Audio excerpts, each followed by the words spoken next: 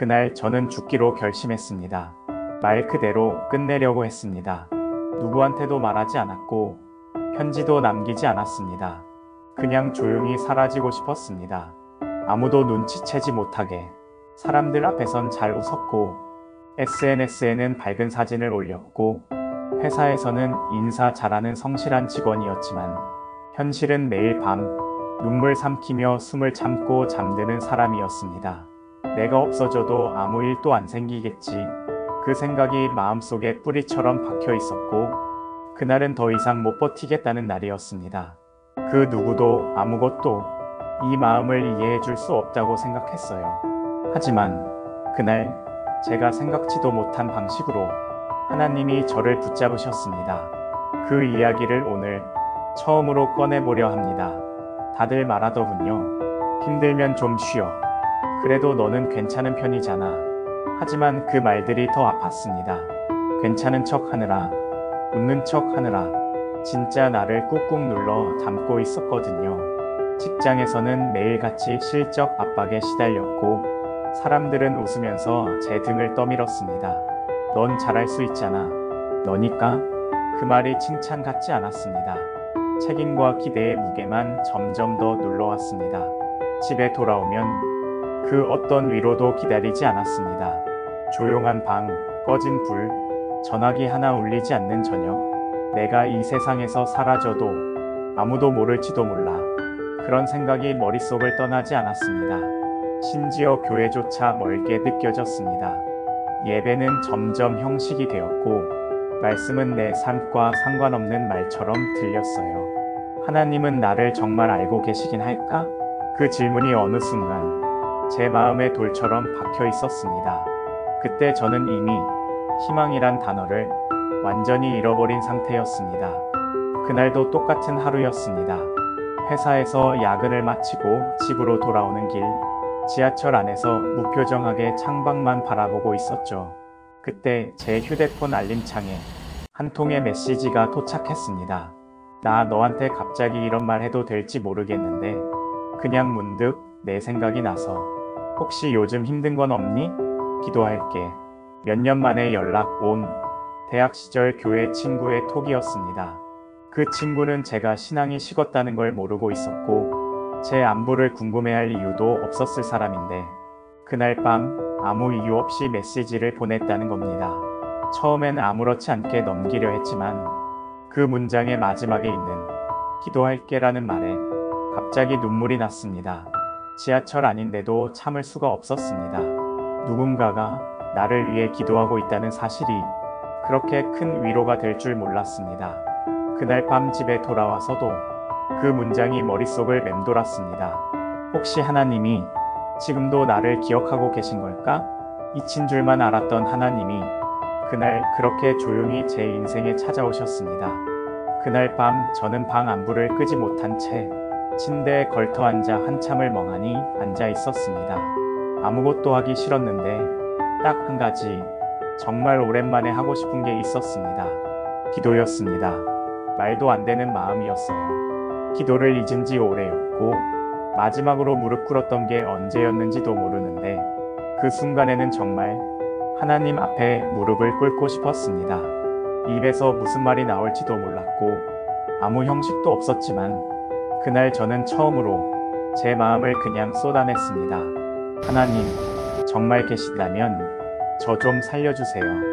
이 말이었어요. 정말 그것뿐이었습니다.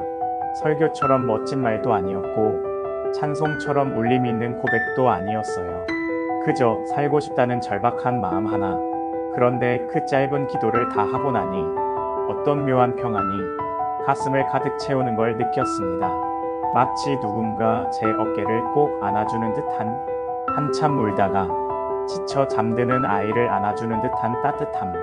저는 그날 하나님이 제게 다시 말을 거셨다는 걸 처음으로 느꼈습니다. 그날 이후 저는 작은 결심을 했습니다. 무언가 크게 바꾸겠다는 것도 아니고 갑자기 열심히 살아보겠다는 것도 아니었어요. 단 한 가지, 다시 교회에 가보자. 그 결심이었습니다.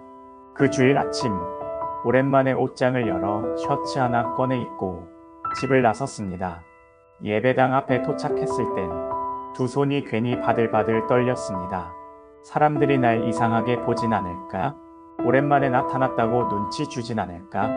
온갖 생각이 머리를 스쳤죠. 하지만 예배당 문을 여는 순간 그 모든 걱정은 사라졌습니다. 교회 안에는 예전처럼 따뜻한 햇빛이 들어오고 있었고 아무도 저를 이상하게 보지 않았습니다. 오히려 너무 반갑다며 오래된 친구들이 하나둘씩 인사를 건넸고 목사님은 설교 전 제게 미소 지으며 고개를 끄덕여 주셨습니다. 그게 어찌나 큰 위로가 되었는지 모릅니다. 그날 예배 중 들은 말씀이 마치 저를 향해 직접 하시는 말씀 같았습니다. 내가 너를 결코 버리지 아니하리라. 그 구절이 제 마음을 완전히 무너뜨렸고 저는 또다시 예배 중에 조용히 눈물을 흘렸습니다. 하나님은 제가 하나님께 돌아오길 여전히 기다리고 계셨습니다. 제가 등을 돌린 시간 동안에도 하나님은 한순간도 제 곁을 떠난 적이 없었습니다. 그날 이후 제 삶은 조금씩 달라지기 시작했습니다. 처음엔 아주 작은 변화였어요. 하루를 시작하기 전에 잠깐이라도 성경을 펴보게 되었고 퇴근 후에는 짧게라도 기도하며 하루를 마무리하게 됐습니다. 예전 같았으면 무의미하게 넘겼을 일상이 조금씩 달리 보이기 시작했어요. 같은 회사, 같은 자리, 같은 업무였지만 사람을 대하는 눈빛이 달라졌고 마음을 상하게 했던 말에도 예전처럼 쉽게 무너지지 않았습니다. 가장 큰 변화는 제 마음속에 처음으로 살고 싶다는 감정이 들었다는 겁니다. 이유는 없었지만 그냥 오늘 하루도 살아있어서 감사하다는 마음이 들었습니다. 무엇보다 하나님이 제 이야기를 들어주신다는 확신, 그게 너무 컸어요. 내 기도가 허공으로 날아가지 않는다는 것, 누군가 내 마음을 끝까지 안고 계신다는 믿음. 그 믿음 하나로 저는 매일을 버티고, 아니, 이제는 버티는 게 아니라 살아가기 시작했습니다. 정신과 상담이나 약물 치료로도 풀리지 않았던 우울감이 조금씩 물러났고, 제가 웃는 모습을 다시 거울에서 볼 수 있게 됐습니다. 그 모든 과정은 누구도 대신해 줄 수 없는 하나님과 저만의 회복의 여정이었습니다. 하루는 회사 동료가 조용히 제게 다가와 요즘 너 뭔가 달라졌어. 예전보다 얼굴이 밝아진 것 같아. 무슨 일 있어? 그 말에 저는 잠시 망설이다가 용기 내어 말했습니다. 나 다시 교회 다니기 시작했어. 기도하면서 좀 살아보고 있어. 그 말이 어색하지 않게 나왔다는 것만으로도 저는 놀랐습니다. 예전의 나였다면 신앙 이야기를 입 밖에 꺼낼 용기도 없었을 텐데 그날 제 고백을 들은 동료는 자기도 한때 교회에 다녔다며 나도 요즘 너무 무너졌는데 너 얘기 들으니까 다시 가보고 싶다고 했습니다. 그 순간 깨달았어요. 내가 받은 위로가 누군가에겐 회복의 시작이 될 수 있구나. 그 후로 저는 지인들에게 간증을 나누기 시작했고 교회 청년부 소모임에서도 이야기할 기회가 생겼습니다. 죽고 싶었지만 지금은 살고 싶어요. 이 단순한 고백이 생각보다 많은 사람들에게 눈물과 고백을 끌어냈습니다. 누군가는 제게 이렇게 말했습니다. 당신 간증 듣고 나니까 나도 다시 살아보고 싶어요. 그 말을 들은 순간 저는 확신했습니다. 하나님은 나만 살리신 것이 아니라 나를 통해 다른 생명을 다시 일으키고 계신다는 걸. 지금 저는 매일 아침 눈을 뜨면 제일 먼저 하나님께 인사합니다. 하나님, 오늘도 살게 해주셔서 감사합니다. 그 한 문장이 저를 하루의 중심에 세워줍니다. 어떤 사람들은 말합니다. 그때 죽었더라면 오히려 편했을 텐데. 하지만 저는 압니다. 그때 죽지 않은 것이 아니라 그때 하나님이 절 붙잡아 주신 겁니다. 죽음의 끝에서 다시 삶을 선택하게 하신 분, 텅 빈 내 안에 다시 순결을 불어넣으신 분, 그분이 바로 예수님이십니다. 예전에 나는 살아있으면서도 죽어 있었고 숨 쉬면서도 멈춰 있었습니다. 하지만 이제는 다릅니다. 주님이 계시기에 저는 오늘도 의미 있는 하루를 살아갑니다. 예전처럼 늘 감사한 건 아니에요. 여전히 흔들리고 가끔은 낙심하기도 합니다. 하지만 중요한 건 그 순간마다 저는 이제 하나님께 달려갈 수 있는 사람이 되었다는 사실입니다. 삶이 너무 무거워 도망치고 싶을 때 저는 기도로 하나님께 안깁니다. 절망이 다시 고개를 들 때 말씀으로 하나님의 음성을 붙잡습니다. 이제는 분명히 말할 수 있어요. 저를 살리신 분은 하나님이십니다.